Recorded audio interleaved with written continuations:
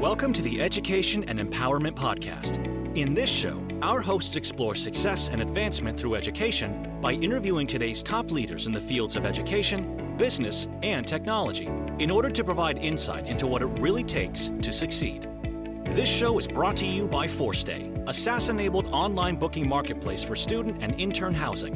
ForStay provides turnkey, all-in-one cloud-based accommodation software solutions for colleges, universities, and organizations. Learn more at offcampus.forstay.com and landlords.forstay.com. All right, let's get into the show.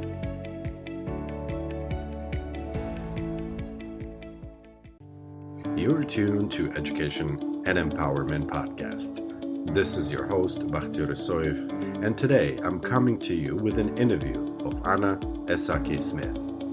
Esaki Smith is a global education expert, currently advising higher education institutions, private companies, and education organizations on international strategies and thought leadership.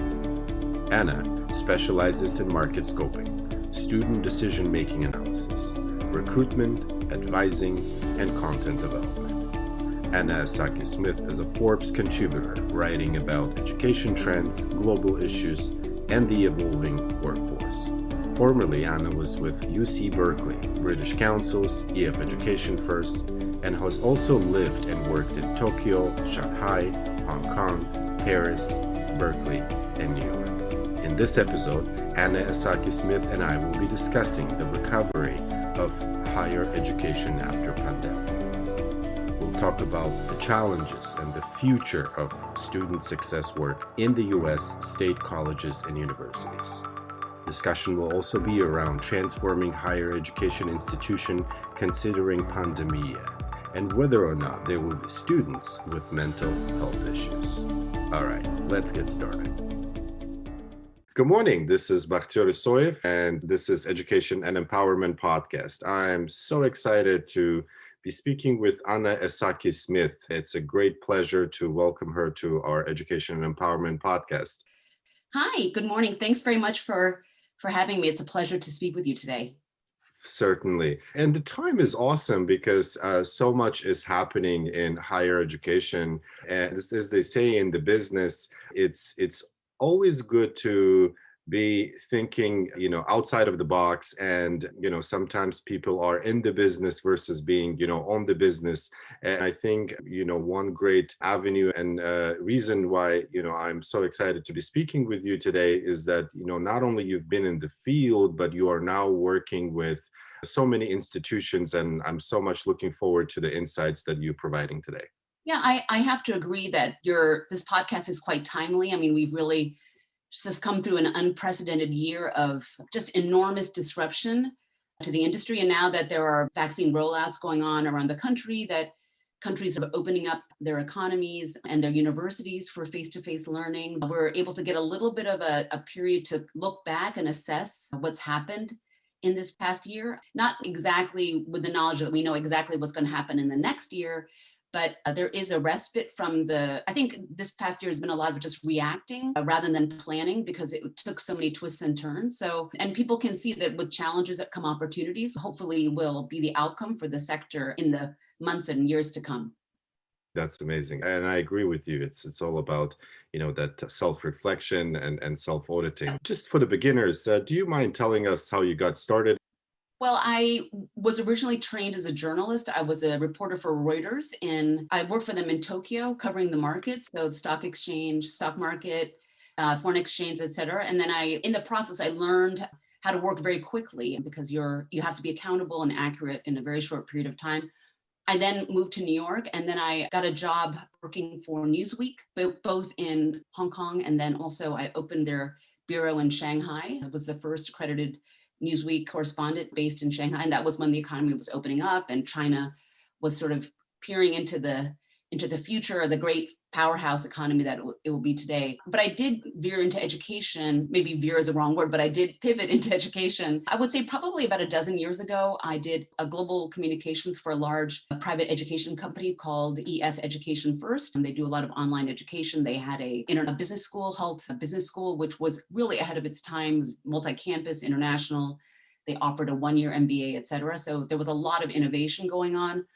And then the bulk of my career overseas in education was with the British Council, which is one of the premier international education organizations in the world. And they promoted, traditionally, they encourage students to study to the UK, but I developed and launched an international research service and managed a team. And we provided data and intelligence primarily to the UK sector, but also we provided some consultancies to international universities about how basically to be international, whether it be recruit international students, do joint programs, transnational education. And we specialized in student decision-making, which is what are the factors that drive Chinese students to study towards a country versus American students versus students from France. They're all very different, even though they're all lumped into the international student sort of cohort. And then I've been overseas for over 20 years. I moved to California. I led on international student recruitment for non-degree programs for UC Berkeley, one of the premier public universities in the world. And about 2 years ago, I did launch Education Rethink, which is a consultancy providing data intelligence to universities on international sort of student recruitment, international strategies, as well as content. You probably know through this podcast that content is king now about how your messaging and how you approach different audiences. So that's all under the umbrella of Education Rethink, which I run now with a former colleague of mine from the British Council. That's great. One of the things we're exploring in this podcast is the whole notion of student success. And there's a lot of discussion into what does student success even mean? Who determines student success? What's the definition of students? And I know that through your work overseas, both in the States, you've been on both ends. You've been, working with the students, bringing them in here. You've been on, institutional side. And I was wondering if you could maybe share briefly what is student success from students' perspective or from the institutional perspective?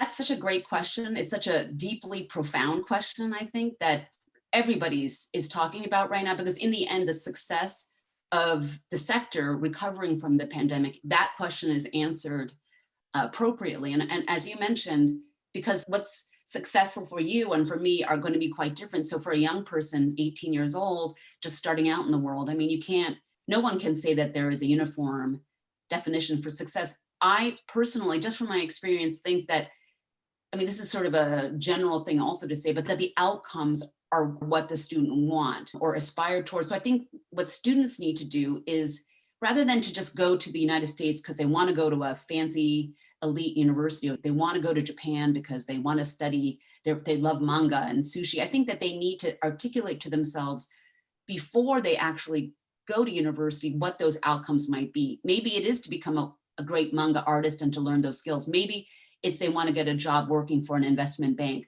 Maybe Right. They want to come back home and run their family business. So Right. I think that the outcomes, if students articulate to themselves those outcomes, and then they get the support they need to figure out what the best institution is for that, financially, academically, geographically, then the success that you talk about can be achieved. I think right now, brand has been king. I know Right. the applications to Ivy Leagues have been through the roof, and there are a lot of reasons for that. One of them being that it's become standardized test optional for this cycle. But I think that success piece is about articulating what it is that you want, rather than just sort of going, I want to go to university because my parents want me to, or that's what everybody else is doing, or something like that.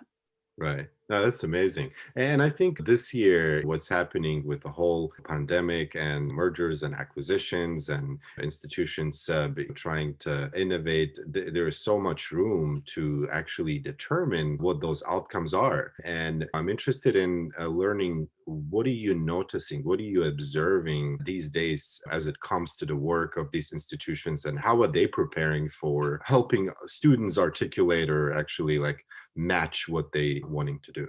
Yeah, right now there are universities that are reacting to what's been happening, but I would say sort of in a negative way. There are some universities that are cutting back on their academic programs. They've laid off faculty. Ithaca College is one that has recently laid off a large number of their faculty and programs, I think in music, some in teaching, because they're sort of projecting into the future. Are these viable programs? So to some degree, the options for students right now are narrowing, ironically, despite the fact that the premium should be put on addressing their needs. Community colleges, I'm sure you've read too, despite the fact that the elite universities are getting huge numbers of applications, the community colleges are getting huge drops in applications because low-income students, their financial resources have been severely depleted. The landscape is a bit skewed. Probably the top, I would say, 15 to 20 universities in the United States, so I'm talking an Ivy League, MIT, Stanford, NYU, et cetera, USC, are getting huge applications, and right here they're suffering. So those colleges are adjusting in a way that may give them fewer options to give to students, but they want to be more efficient, more streamlined for the next global crisis that might come, or just to survive the next 5 years where they're kind of having to realize their losses. But with regards to specifically to your question about articulation, I think students, it's kind of a strange demand to make because they're quite young, but I think they need to think, because it's very hard to understand the brain of a young person. Right. And their parents, I think, are maybe too biased about what they want. I want you to be a doctor because you're going to make good money and it's secure. I think the students need to sort of articulate, whether it be to talk more with their friends, their guidance counselors. I've run focus groups with students about what they want to do, and I'm amazed a lot of them know what they want to do. I think there's just a bit of a barrier between talking to me, I'm just sort of a neutral observer, versus somebody like a mom or dad who's going to pay tuition, their guidance counselors, and having all of their thoughts reflected in their essays, those colleges. And just one last thing too, the articulation, I think it would probably behoove students to not get so bogged down by brand, that to go to a university that isn't as famous as the ones that you and I know by, off the top of your head. That could give them great value to go to a university that maybe is less academically renowned, but does address their needs. The cohort size is good for them. They feel comfortable on that campus. So I don't know if that answers your question, but I think that has to come more from the students themselves, I think. Right. What I noticed as well is that with the whole unprecedented times, there are new innovative companies and solutions emerging to help pathways. I've read a lot about different pathway and language schools merging or being acquired, because this is what actually helps those young people to articulate what they want. Because how do I know what I want, right? Until you get the insights, until you get specific like suggestions or discover what your strengths are and where the industry is going and what's going to matter to the community that you're in. And I agree with you. I mean, many students, especially overseas, they are driven by what mom and dad say, oh, I want to be a lawyer, or my uncle was a doctor and I'm going to be a doctor and I'm going to own a clinic and such. But the emphasis should be on what your strengths are. I mean, if you don't have aspirations, then you're going to end up, just doing what your uncle wanted, I guess.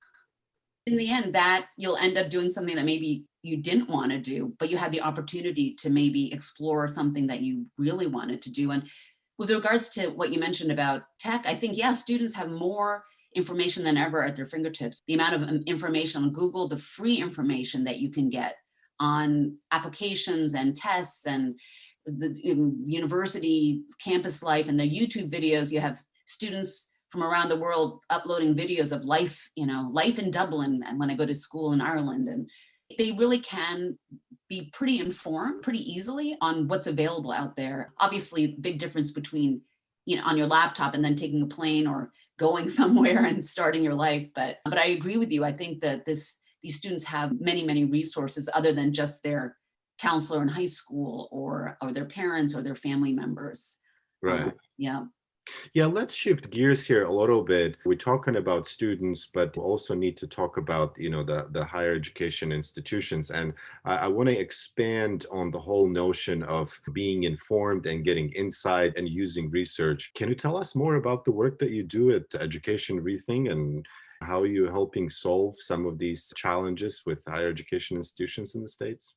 Yeah, I think for a while, higher ed, let me just use the United States for an example. I think when international students started going overseas, and I think that most of it started out of East Asia, that the United States offered courses that were not offered to students, let's say in Japan or in China. So they went to get their education. And a lot of it was scholarship based. A lot of it was in the sciences. And so that's why if you go to Japan or China, other countries in Asia, a lot of the senior faculty are all educated overseas. And that's a reflection that back then they could not get their PhDs in physics or whatever it was in country. And then because of the growing middle class in, let's just focus on Asia, it became more self-funded. There are more self-funded students from overseas. And when you're using your own money to fund overseas education, you end up being more selective, because I'm not saying that if you have a scholarship, but you're not being selective, but often I think those are targeted for specific institutions. So if you have millions of students coming into the United States, I think there's just over 1 million international students, and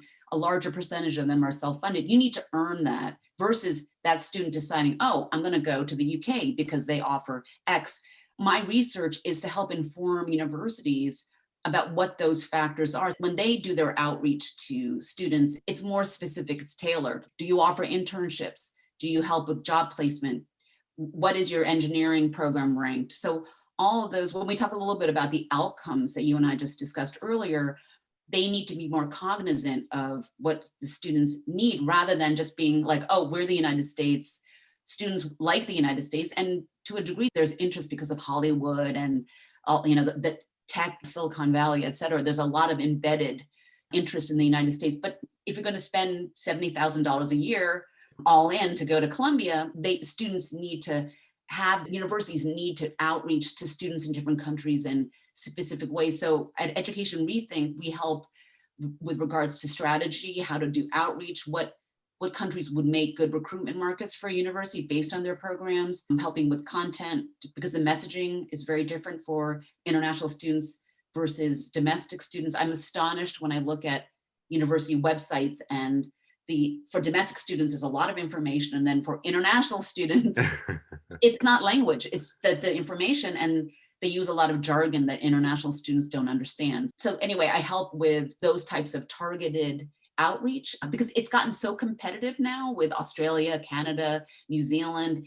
even China. China's, attracting hundreds of thousands of international students. So it's just, my work is a reflection of how competitive the market has become in terms of attracting international students to institutions and then to countries.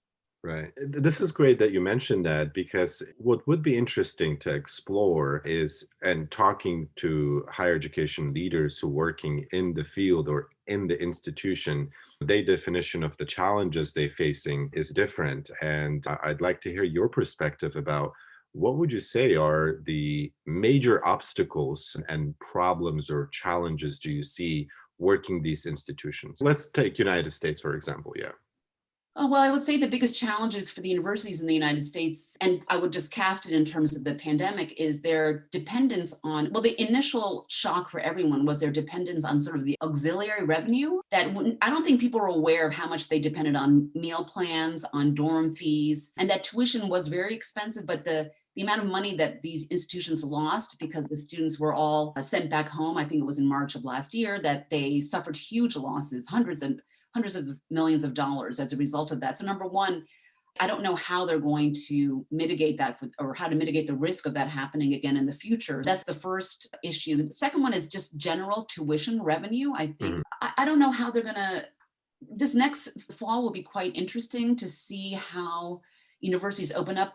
Cornell, Rutgers, a few other universities have announced they're going to require vaccinations for their students to come onto campus. And so they're doing sort of a delicate balancing act here, that safety or that precaution. They also have staff, older staff, who may not be comfortable doing face-to-face, so there may still be an online component. The social distancing that they will continue to need to, I don't think things are going to be so relaxed by August that we're going to have crammed lecture halls so quickly, but then also to make up the tuition revenue that was lost. Not only international students not being able to come, but there were drops in enrollments of domestic students who couldn't come, or they deferred. A lot of students deferred their freshman year because they didn't want it to be, they just stayed at home or they did something else. So there are a lot of outstanding issues that have yet to be resolved between, it's April now, and they're planning, I'm sure, feverishly now for the fall semester. And whether or not they're going to open full stop, like, will it be a completely open campus? I think some universities have already announced they'll they'll be open. So they're just a lot. And then the international students too, their vaccine rollouts have been very spotty around the world. So can you require a student to be vaccinated if they can't get the vaccine in their home country? So I'm sure there are many smart people discussing all these issues, but I have to say one last thing that's not pandemic related, but there's a lot going on. Before the pandemic, generally enrollments in higher education were decreasing in the United States domestically, because I think people just opted to work rather than go to university, or they couldn't afford it. And I think higher ed overall needs to be more closely aligned with the workplace. So to give students skills that they know when they graduate, they will have a job. And I think higher ed notoriously is very slow. There are many reasons for that. They can't adjust. And I think what you're talking about in the beginning about tech, there are a lot of companies now, Google's one, coming out with certificate programs that are very closely aligned to what the workplace needs. Google knows what the workplace needs, what Google needs. So I think that there's going to be a lot of competition between higher ed and the role that it's supposed to play and private industry. Obviously, higher ed can give students a lot of things that Google cannot, for example, an on-campus experience, peer groups, talking in the hallway with your buddies about the meaning of life. Google cannot replicate that. And there's a lot of growth through those sort of intangibles. I think for the pandemic, that will be the biggest question, is how to get a job and what's the best way to prepare yourself for the workplace. That's amazing. You made, certainly great insights. I mean, employability, alignment with, what the job market wants. Would you consider students like mental health being an issue as well at institutions? And if yes, what do you see now that could be resolved? Yeah, wow, that's such an important question. And I think I felt stressed out during this pandemic, and I have my whole adult life's worth of experiences to support me. I mean, I have a lot of tools that I use in my life because I've had experiences. Right. But for an 18-year-old, even younger, we're talking kids who are in primary school, et cetera, at home, they don't have enough life experiences to fall back on. When I was stressed out, this is what I did. I meditated, or I drank 2 pots of coffee, or I'm sort of joking, but you and I have those coping mechanisms. Sure. But I think for young people, they don't have that. So it's all new, and it's happening while they're in the process of developing those skills. So yes, there's research that indicates, that these students, I'm talking about higher education, have experienced depression, anxiety. Understandably, the environment they were operating in was very difficult. And at the same time, they're doing online classes, they're Zoomed out, they're taking tests, they're dealing with doing AP tests online. All kinds of the stresses of a regular university student, compounded by all of those stresses, compounded by fears that their parents might get COVID, their grandparents might get COVID, so there's just they're missing and also on another level, they're missing their graduation. They're at the high school level, they didn't get a prom. So social rituals have been obliterated. The stress remains, and they have all these sort of family issues. And also, obviously, if your parents lose their jobs, et cetera. So to be honest with you, I think there is research that is indicating that, yes, a large number of students are suffering. What the long-term implications, however, are a big unknown. I mean, it will roll out. What the impact of the pandemic on institutions will take a long time to fully realize. It could take decades. But on young people and how they develop, that's the big unknown. I really feel for these young people. And I'm talking about students who have enough financial resources to go to university. Right. A lot of them who are unable to, they don't have Wi-Fi, they don't have laptops, their parents are looking for work. The past year, I'm sure, has been absolutely, to putting it mildly, just a tremendous challenge. Yeah. That's amazing. Now, as someone who's been in the field, for long enough time and been on the different angles of international higher education, and considering that the market is somewhat coming back, I mean, obviously there is some good news. Traveling will be resuming, and vaccines are somewhat on the way, and colleges, opening back up like one at a time. What suggestions would you make to our listeners who are college administrators or people working with international departments or marketing folks working in higher education institutions? What do you see the future of higher education, and what are some of the things that can be done? Well, it's interesting that mobility, to be in international higher education or higher education anyway, with mobility ground to a standstill is sort of, I mean, it's almost like the airline industry. It's sort of the absolute worst thing that could possibly happen is that you can't go anywhere. So I think in higher ed, it has helped drive certain trends that were already percolating. For example, the drive to online education, we were obviously forced to do so. Whether or not the universities will make the investments to provide quality experience for students, I think that is the big question. There are a number of big universities that have already had online, programs that were fully realized prior to the pandemic. I mean, I think those universities will thrive in that way because they that's their wheelhouse. But I think the universities that had to pivot, Mhm. let's see whether or not they will develop those, because in the event of another pandemic or another crisis that closes these campuses down, nobody has an excuse for a YouTube video being their professor's Right. lecture. So I think that's number one. I think number two, a lot of universities for international recruitment, and I'm very familiar with this, you spend a lot of money on the face-to-face. You fly people from the home campus back and forth. And I think that face-to-face is very important, maybe in terms of quote unquote kind of closing the deal, like you come to a certain Right. country. I care about you to have traveled thousands of miles to speak to you. But then again, the amount of money that you spend on that can be maybe used in other ways. Maybe that could be used for more scholarships.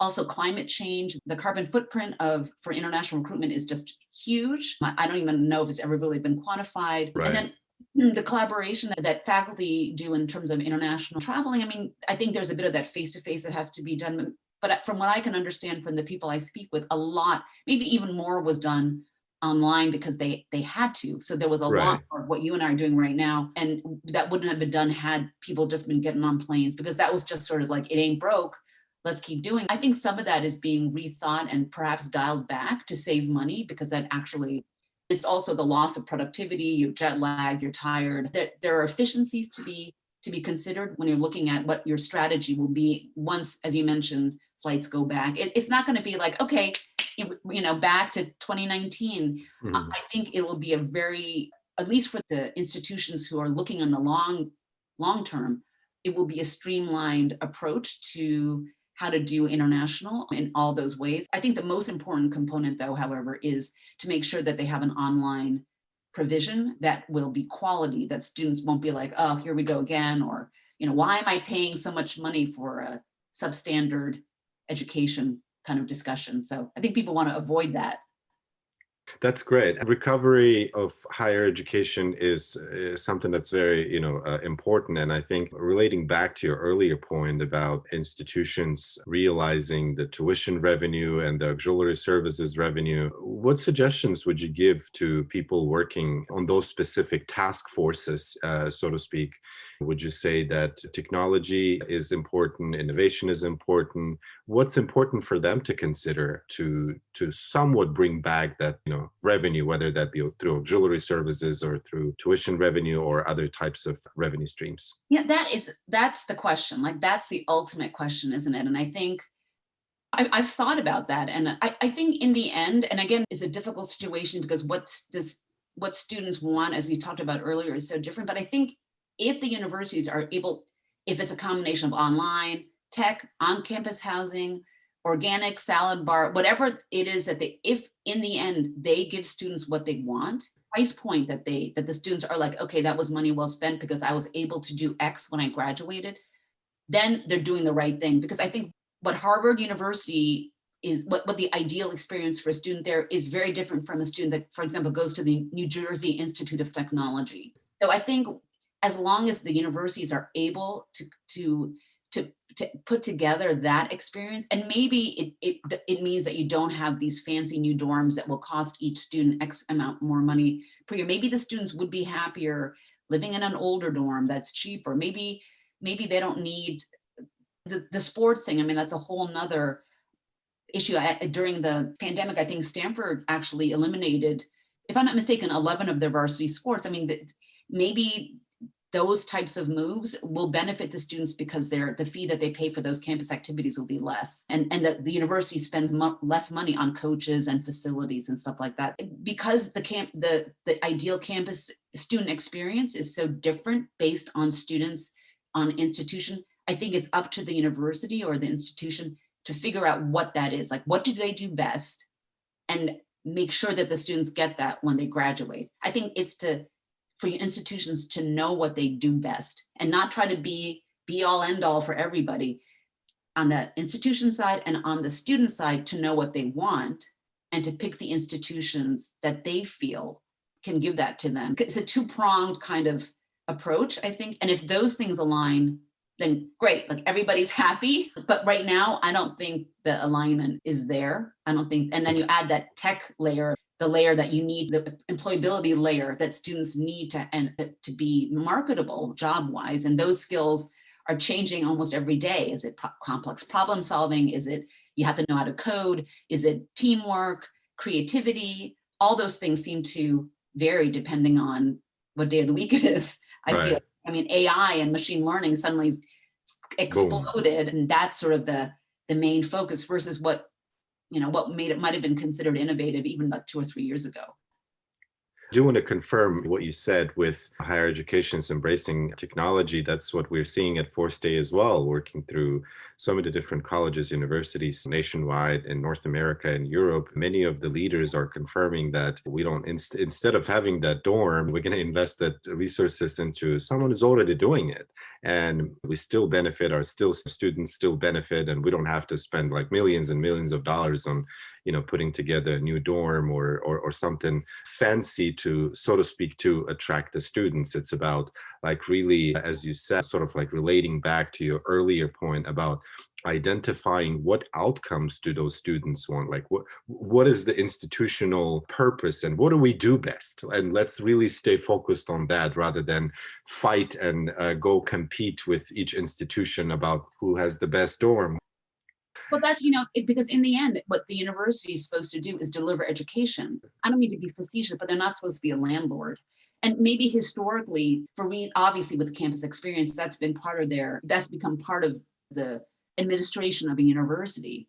But it probably wouldn't be a bad idea then for universities to embrace a little bit more of that ethos, that if financially it makes sense, and in the end, the student benefits, right, and the faculty are happier, that you kind of embed bits like that, as you mentioned, so that it makes it for a more efficient, economical, and if it's more efficient, it ends up being a more economical outcome for students. I think in the end, it is about the students, the customer. So exactly, pretty easy to figure out whether or not something's working.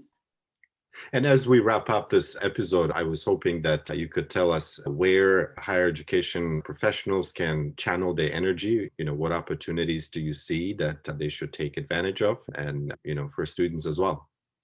Well, yeah, I mean, I think, as I said earlier, it's been a year of unprecedented challenges, and I think a lot of people in higher ed are exhausted.